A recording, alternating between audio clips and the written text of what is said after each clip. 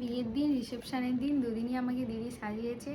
আমি নিজে যতটা এক্সপেক্ট করেছিলাম তার থেকে অনেক বেশি সুন্দরভাবে সাজিয়েছে।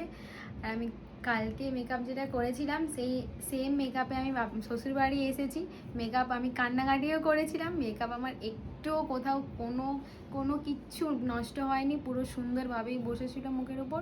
মোটামুটি ওভারঅল দুদিন একদম খুবই সুন্দর, আমার মনের মতো একদম সাজানো হয়েছে।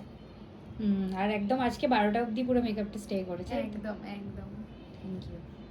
আজকেও খুব সুন্দর লাগছে। ওটা নিচু করো তো।